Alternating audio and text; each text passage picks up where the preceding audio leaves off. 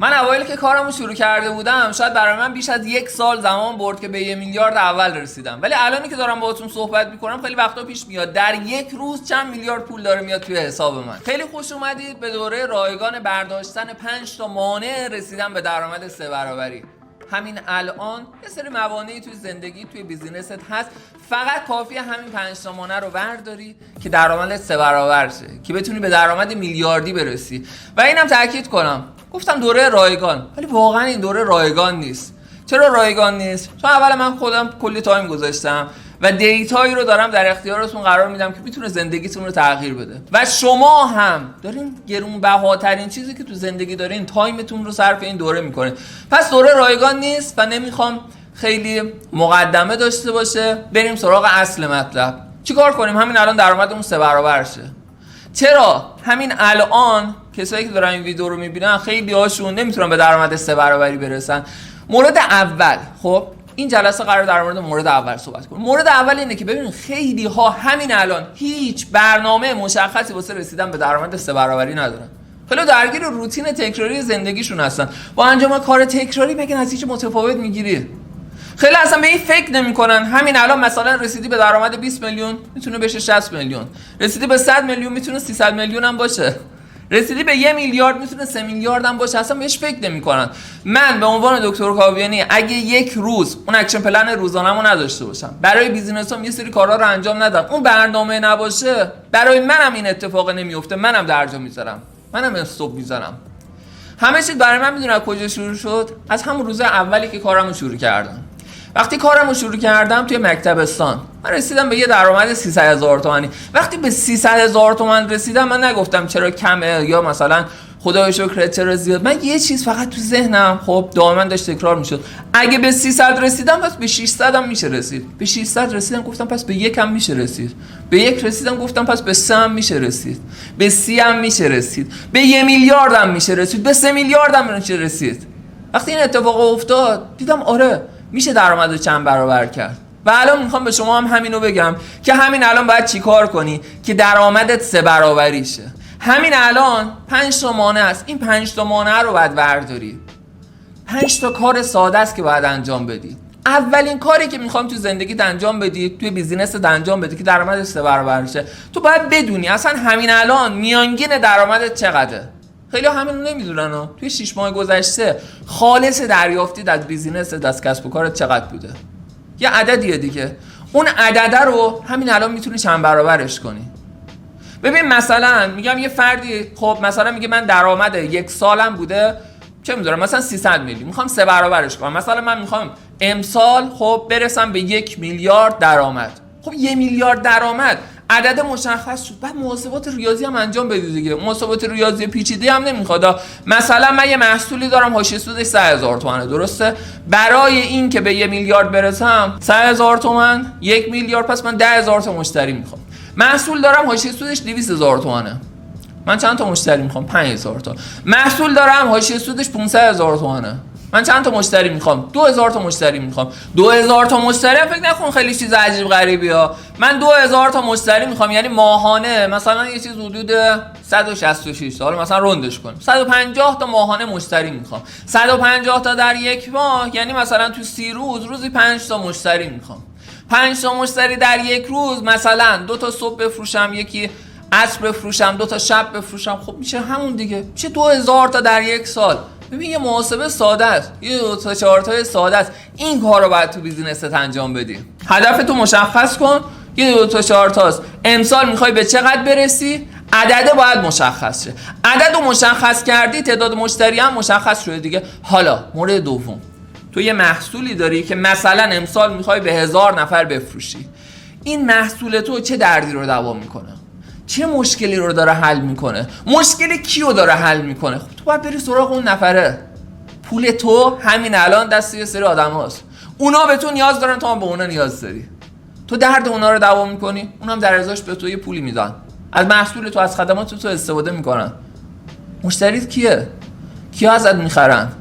اونایی که ازت میخرن کجان؟ چه جوری باید بهشون برسی؟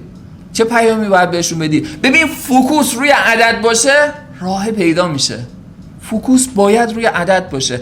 عدد 1000 تا مشتریه. من امسال از آسمون سنگم بباره 1000 تا مشتری میخوام. حالا مشتریم کیه؟ مشتری مشخص شد کجاست، برو سراغش. دست رو دست گذاشتی بعد میگی مثلا مشتری منو پیدا نمیکنه، تو پیداش کن، تو بهش برس. ببین الان دنیایی شده که شما مثلا با سوشال مدیا، با یه پیج اینستا، با یه دونه ریلز خب میتونی مثلا 50,000 تا مخاطب هدف پیدا کنی. من الان یه دونه ریلز گذاشتم فکر کنم 55,000 تا مخاطب هدف اومده تو پیجم، یه دونه ریلز. پس فکر نکن خیلی چیز عجیب غریبیه. تو مشتریت باید بدونی کیه، بری سراغش. همین الان مثلا توی همین ما توی دکولای، توی فقط یکی از شعب ما چند میلیارد فروش داشتیم. فکر کن چه جوری بهش رسیدیم. ما یه سری کار ساده انجام دادیم. اکشن پلنه بوده. مشخص کردیم این ماه می‌خوایم به چه عددی برسیم، چه تعداد مشتری می‌خوایم. حالا این مشتری‌ها رو چجوری باید پیدا کنیم؟ خب یه سری کارا انجام دادیم. مثلا ما به همه پیجایی که توی شهر گرگان و استان گلستان هستن رفتیم تبلیغات دادیم. فکر نکن چند صد میلیون، نه، شاید حتی به 10 میلیون هم نرسه. بلاگرای شهر، بلاگرایی که پیج هایی دارن که مخاطب های این شهر اونا رو فالو دارن، خب با اونا ارتباط گرفتیم، ازشون دعوت کردیم بیان فروش کن. SMS فرستادیم. فکر نکنه SMS چیز عجیب غریبیه. به 100,000 نفر الان بخوای SMS بدی شاید نهایت بشه 15 میلیون. تو محصول داشته باشی، آسیج سود خوبی داشته باشه، 100,000 نفر بهشون SMS میدی، نهایت مثلا میخواد بشه 15 میلیون. 10 تا مثلا بنر شهری زدیم، بروشور چاپ کردیم، این بروشور رو رسوندیم به دست ادارات، به دست ارگان‌ها، بیزینس‌ها، گفتیم این بروشور ماست، محصولات ماست. کمپین تعریف کردیم، یه کمپین خیلی ساده، عنوانش مشخص شد، شرایطش مشخص شد و این کمپین رو اجرا کردیم. تراکت حتی چاپ کردیم. مثلا یه تراکتی که تا میخوره روش نوشته یه خبر مهم برای گرگانیا، باز میکنن مینویسه مثلا یه جشنواره داره دکولاک، با این شرایط الان میتونی بیای خرید کنی. خب ما این کارا رو اگه انجام نمیدادیم آیا مشتری اصلا ما رو پیدا میکردن؟ پیدامون نمیکردن که، ولی ما پیداشون کردیم.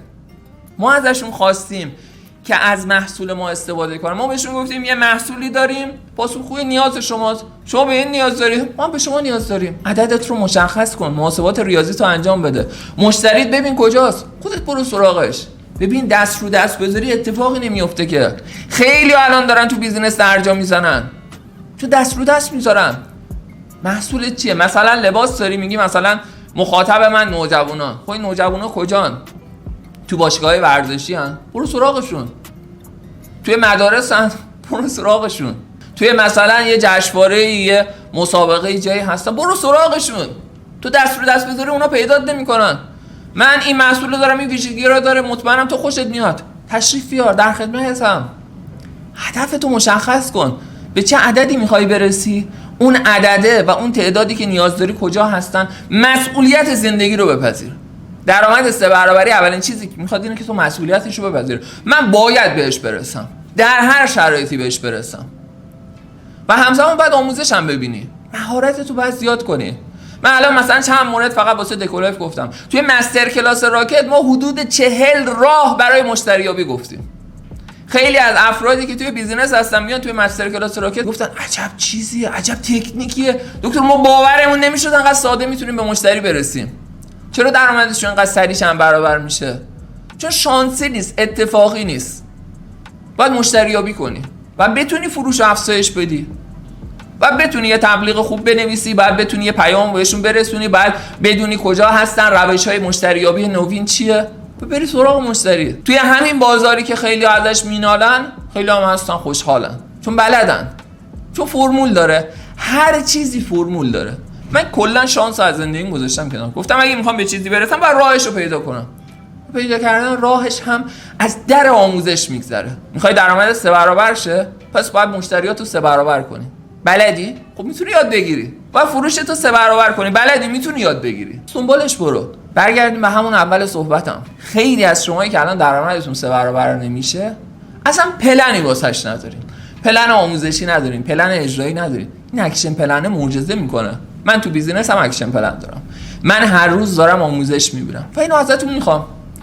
به عنوان تمرین اولین جلسه، میانگین درآمد 6 ماه گذشته تو مشخص کن. عددی که میخوای تارگت امسالت باشه رو مشخص کن. محاسبات ریاضیشو انجام بده. مثلا میگی من 1 میلیارد میخوام امسال داشته باشم، حاشیه سود محصولم مثلا 500,000 تومانه، من 2,000 تا مشتری میخوام، مثلا ما این 100 تا 200 تا دونه مشتری میخوام، مثلا روزی این تعداد بعد مشتری جذب کنم و به همین سادگی. میتونی بهشون برسی.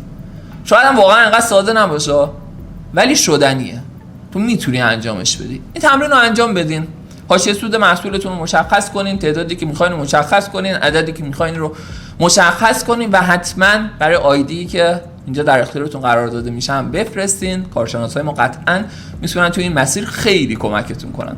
بهترینا رو واسهتون آرزو میکنم. ارادتمند شما دکتر کابیانی. یا